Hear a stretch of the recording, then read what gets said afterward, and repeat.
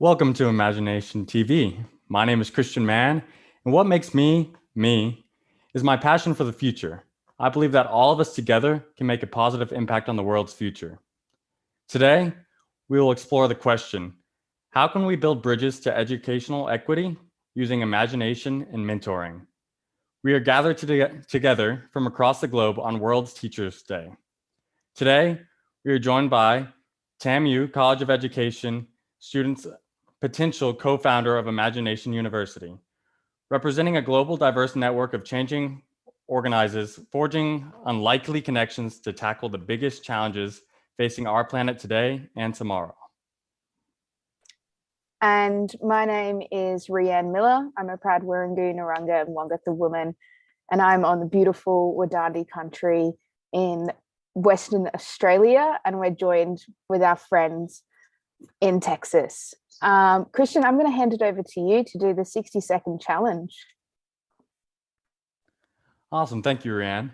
So like she said, we are joined from our friends in Texas. At Texas A&M International University, we have James O'Meara. Can you give us a quick introduction about yourself and what does TAMU do? Hey, thanks, Christian. My name's James O'Meara. I'm an Australian by birth, but a Laurentian by choice. What TAMIU does is unleash the potential of wonderful people like Raquel, Katherine, and Haziel to make a difference in Laredo and beyond.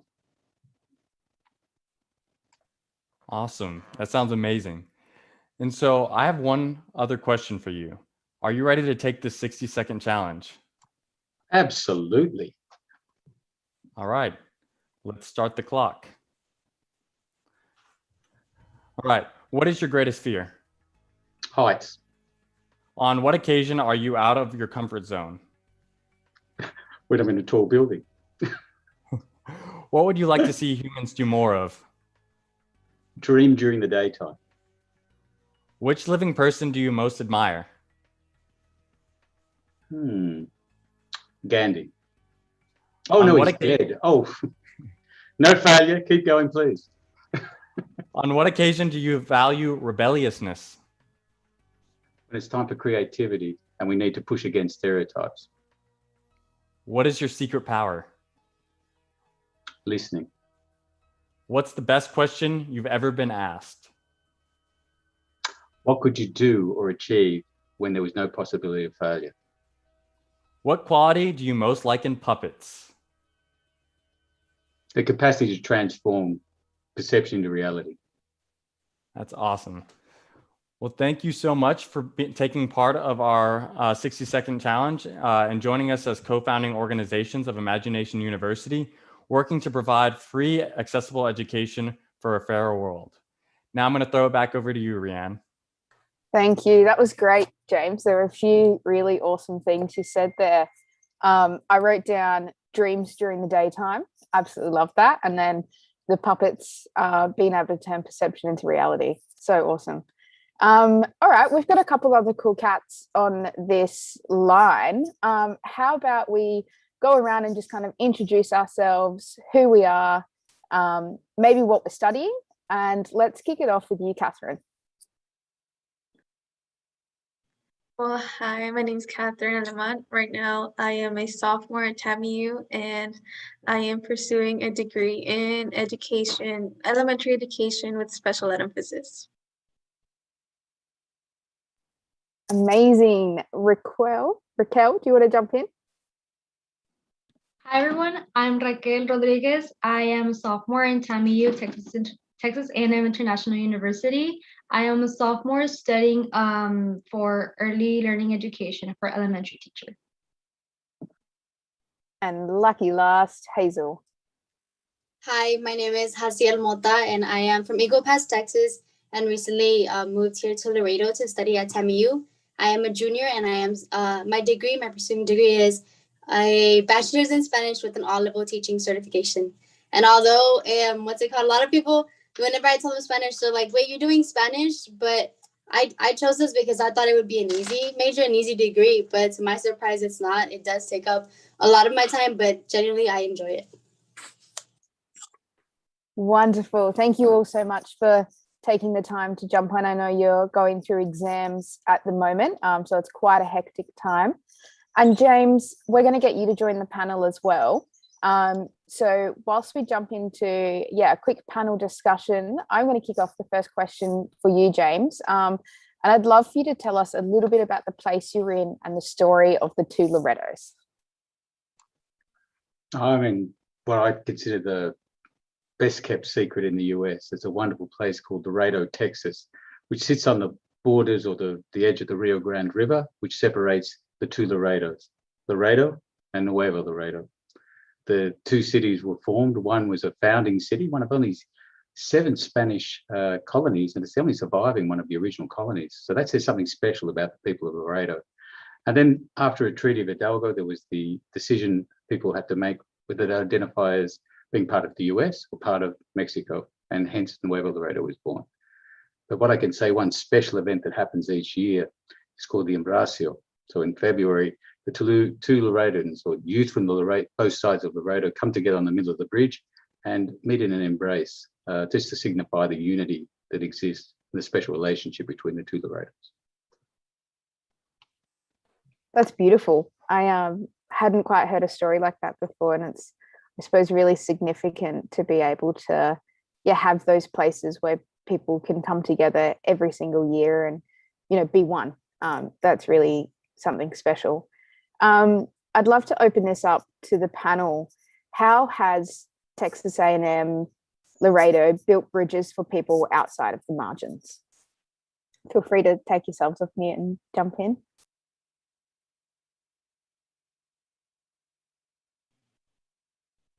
Well, part of TAMIU is important because it has built a connection with, since it's a part of being international, it's opened up many doors to those around the world. We have students from Europe, we have students from Mexico, we have students from Asia as well. And here you meet so many people that it's kind of like bringing the whole little world together at TAMIU. What about you, Hazel? Where have you come from? And how's that opened up? What's the connection between Laredo and Eagle Pass? I come from a small town called Eagle Pass, Texas. It's just 2 hours up from Laredo. I feel that at first I was really looking forward to a very, very huge campus when I was applying to college and I was taking campus tours.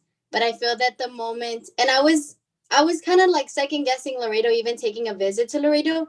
But the moment that I came and I stepped foot on this campus, I fell in love with every aspect of it. The environment, it was so welcoming, very home-like, and I really enjoy all the people, everything that comes with it. And I feel that it's a great space, the way that Katherine said, because it's international, that you get to build and create these connections with the people around, not just only from the town or from the United States, but from all over the world. Raquel, what do you think it means to imagine a fairer world? I believe that it means to be able to give opportunities to those that don't have opportunities to get into education. And I believe that those that do have the opportunities should open up paths for those that don't. And, give them a hand when they don't know their ways, or if they don't have any inspiration to do it, like help them see that there's more to life than being stuck in the same place that you're always in. That's amazing. Yeah, I definitely agree that building those relationships and helping one another is a part of it. And it's a huge part of it. So thank you for that. What about you, James? What does it mean to you to imagine a fairer world? For me, it's about access, success, and mobility for all. And what we've been doing, what I'm proud of these fantastic leaders. We actually call them our Kayamari, which is a Wichol word. It's about the deer. One of the very unique things about the Rado is it shares a campus also with deer and javelina. And these are our guides, our frontier, our future thinkers. And they're opening up pathways for the students in Laredo and the schools where they've come from. But to their credit, they're also reaching out to the colonias or the small unincorporated areas beyond Laredo. And so this idea that everyone has the possibility to be a teacher if they want to. And we see teaching and teachers, education's the most powerful tool for change, and the educator is that person who is the catalyst of change in the classroom. And so when we start to think about that role in a fairer world, it's this idea of having access, the support for success, and then a career choice for mobility. And for teachers here, we're very lucky. They're very well supported. So someone who comes out of a household of, say, $30,000 starts a teaching career at $50,000, and that's life-changing for a family. And that's what these Kayamari here are opening up the pathways and building those bridges between at the edges of Laredo and beyond. Was that pronounced Kayamari? Am I saying that correctly? Kayamari. Oh, actually, Kayamari. I should ask Haziel, being the Spanish scholar that she is, Kayamari, which is Spanish for deer. That's that's... actually, Wichol for deer. Actually, I shouldn't say Spanish. I'm talking to a Spanish person there. I should be very careful. Yeah, sorry, Christian. Back to you. No, that's totally okay. I just think I really resonate with how you're talking about opening up pathways for students, but that also that anyone can be a teacher. I think in just the different aspects of life that I've worked in, where I've got to be a teacher, so to say, I think I've learned just as much from my students as my students have learned from me. And I think that's definitely an important step in imagining a fairer world, is that you're not above a teacher. You're not above your students. You're all on an equal, in an equal level in some way, and that there's still always the possibility to learn from each other and to grow together. So I really appreciate you talking about that. Yeah, does anyone else have anything to add about what it means to imagine a fairer world?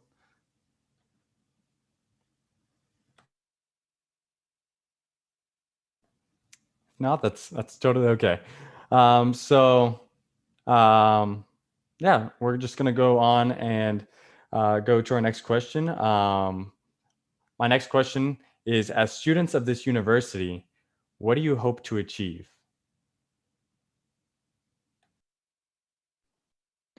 Well, as we mentioned, we did take initiative, yeah. Last semester to start a chapter for future educators. And one of our main purposes is to give the TAMIU students the opportunity of experiencing the opportunities education has to offer, and the career of education, because it's not just teaching, there's a lot that goes into education. And sometimes you might be studying for a certain career, a certain pathway, and you don't know if that's like your passion. So we offer this so that they could try it and then just change your major instead of changing it and realizing that it's not the one. And that's what we want to establish. And we're actually working on several events for our members. And that's one of the main reasons why we created this organization. That's amazing. Are all three of you doing it together? Yes, we're all officers. I'm the president. Our vice president and secretary aren't here. Crystal Beltran is our vice president and Amy Campos is our secretary. What's been the biggest lesson you guys have had to learn in creating this and undertaking, I suppose, all of the challenge and complexities that come with creating your own organization? It's been tough.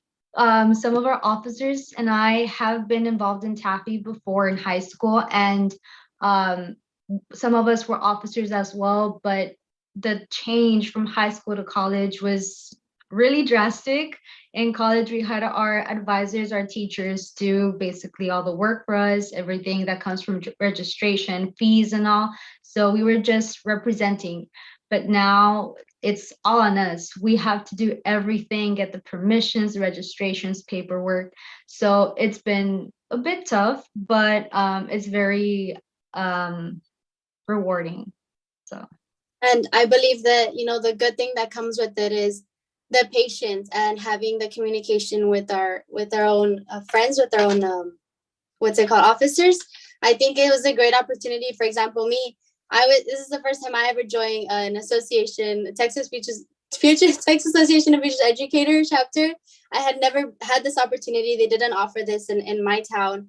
And I felt that for me, one of the biggest challenges was trying to cope and adapt and, have that will to learn, to, involve myself in this, be patient most of all, because like they say, good things do take time. And although sometimes we feel that it has all been so rushed in such a short amount of time, it's been crammed. Like, I think it's a fun and amazing experience where we learn not only from the program, but from each other as well. That's amazing. And I just wanted to expand upon the fact that as college students, as someone that just graduated from college and also went through high school, that it's definitely a culture shock. In high school, everything is laid out for you. You're doing this, that, even within the clubs and organizations that you're a part of. But as you step into that college role, you're handed more responsibilities. Your college advisors for your organization are there just to make sure all the rules are being followed. But you have the creative freedoms to do things, but you're also the ones that are making sure that the finances for your organization are spent right and that the goals are being met. And I applaud y'all for taking on all these challenges that are going to make a difference. So yeah, just round of applause to all of y'all for putting in that hard work. Y'all are doing an amazing job. But yeah, can I just add one thing here, Christian? Part of the story that's missing here, this group of champions did this during COVID. So go back a year, and students had the option of either studying from home or coming to campus. These were three of the regulars at campus. And then one day they came up and they did dream during the daytime. They said, would it be possible to start a TAFE? Absolutely. And this gave them the space and the magic happened.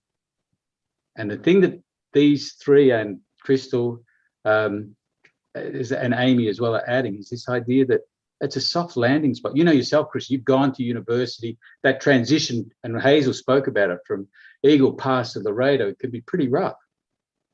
But now they've got a group that they can connect with from high school that helps them make that transition and be successful. And a really great group of educators to untap the potential of these daydreamers, the ones that are making the difference and really addressing inequality. To me, you've all seen the COGS video. They're the one that reach back and break those shackles of constraints and perceptions of limitations and just show that anything's possible when you dream during the daytime. Yeah, that's something that I just almost completely forgot. But yeah, doing all this during COVID, that's a challenge for any college student. And that's a challenge that a lot of college students aren't willing to make. So yeah, definitely a big round of applause for y'all on that. And just keep on dreaming during the day. I think some of our greatest leaders in the world and greatest creators and artists and just humanitarians, they all had that ability to dream during the day and to make those daydreams become a reality. So y'all are doing amazing. I can't express that enough. But yeah, do any of y'all? I'd Go love ahead. to jump in, Christian.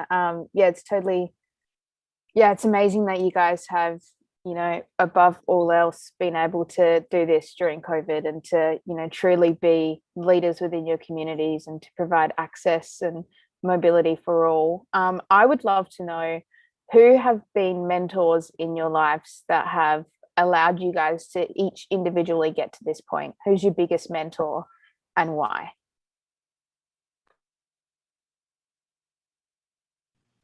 Well, personally, I've had a lot of mentors that whom I can say I'm thankful for and have helped me with this like pathway of achieving education. Like first my parents, like they've always enforced me to do my best. And if I'm being honest, at first I didn't want to be a teacher. It was like my last option. People would like come up to me and be like, "You're gonna be a teacher." I'm like, "No, I'm not." That's not gonna happen. And then as I started going through high school and around my sophomore year, like choosing the electives of like which like career you want to try. So I chose education. I was like, it's gonna be the easiest, right?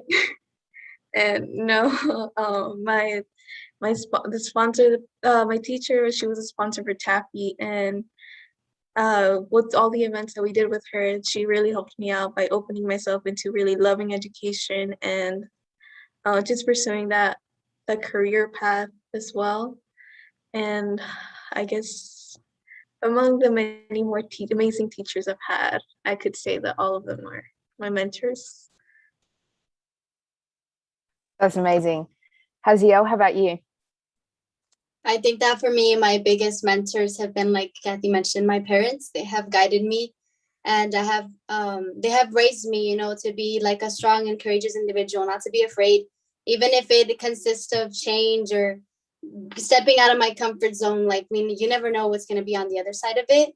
Besides my parents, I think everybody that has helped me grow as a person and has encouraged me to be the person that I am today. I feel that everyone has taken a part in my life into shaping at least a little piece of me and the person that I am as a whole today. Especially, all the educators that I've came across. One person that I do really, really thank is my soccer coach in high school. She is a math teacher for, I think, the sophomore level. And throughout my high school, that was one person that I used to go to, and she was the one that at the end, helped me not be afraid of coming to TAMIU and, encouraged me to continue my educational path. And she's the one who finally, convinced me to be an educator, and maybe not a math educator like her, but, pursue the educational field. And like Kathy, it was my last resort. I would be like, I want to do this or this, and I would never do teaching in my life. But I think that it was kind of like it came to me as a vision, and it was like, you know what?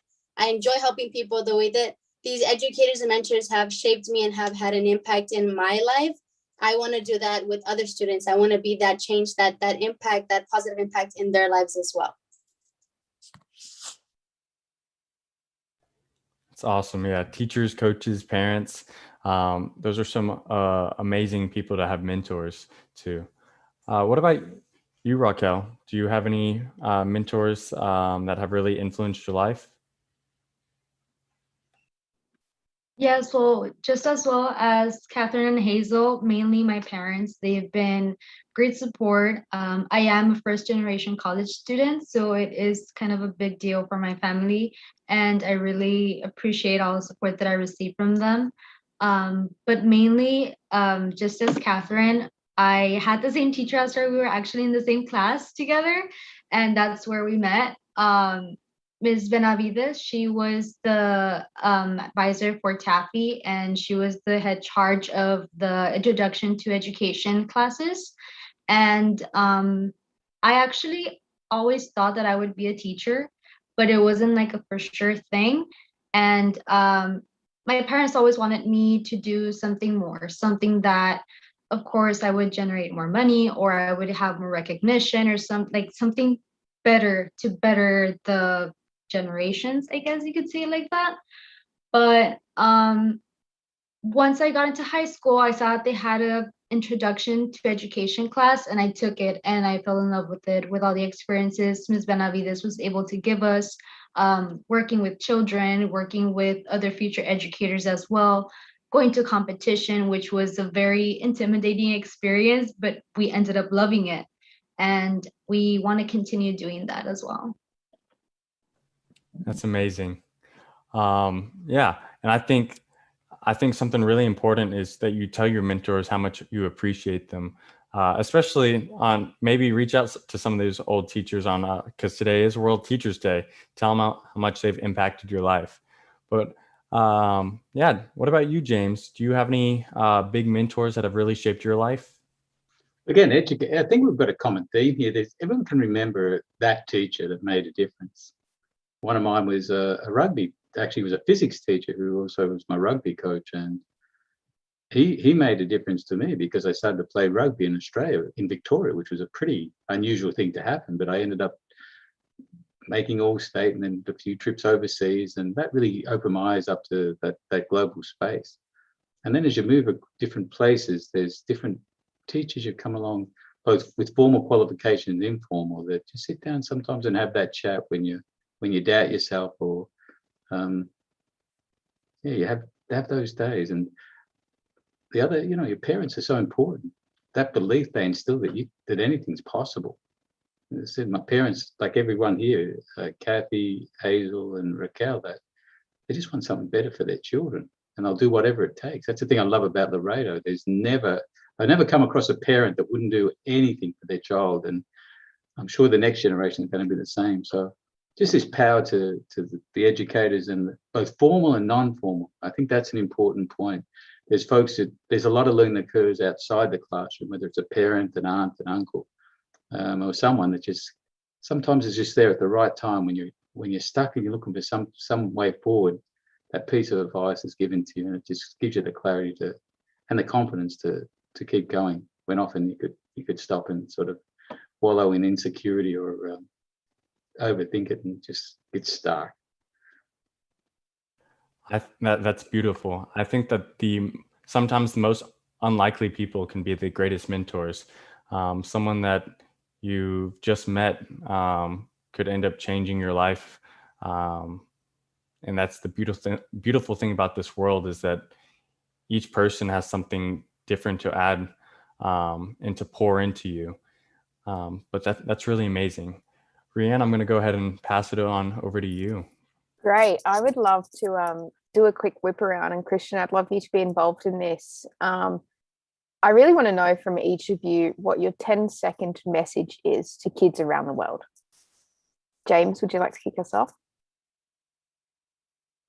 Well, you've heard part of it is dream during the daytime, unleash the potential, because the world needs you to be who you're meant to be.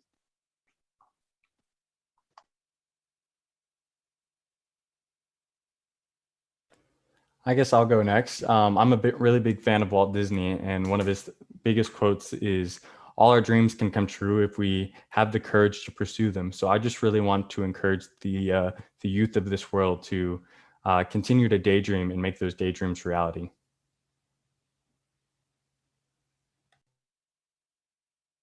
I think that my 10-second message for the youth of today would be that regardless of your race, gender, socioeconomic status, anything that you feel is a barrier to you, regardless of it, there is hope and there is a possibility for you to accomplish every single dream that you have.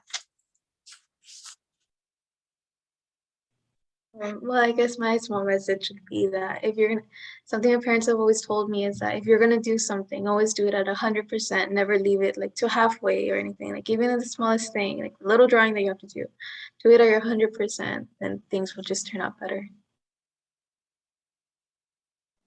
Some advice I would give to the youth today would be to always try something new. If it intimidates you and it's out of your comfort zone, go for it, because it's just bettering your own person. Amazing. I'd love to thank you all individually for coming on the show and for, truly overcoming adversities during COVID-19. And, it is World Teachers Day, and there's been lots of conversation today around the importance of the role specifically teachers have played. And I know all of you are truly the future thinkers, and will be catalysts for change in the classroom as educators. And earlier James spoke about coming together on a bridge to unite, and you guys are truly unleashing your potential, because the world needs you to be who you are. And yeah, I thank you all for being those people to lead and to step up and to truly dream during the daytime, regardless of race, gender, to accomplish the things you have, and to do that at 100%, and to try something new, regardless of how intimidating it is. So thank you all very much for joining us on the show today. It's honestly been a privilege to meet you. I look forward to the work we do together in Imagination University. And yeah, I'm super excited for this partnership, and to truly meet you guys on the bridge to unite. And to see what we can dream of together. So thank you all very much. And that wraps us up for another episode of Imagination TV.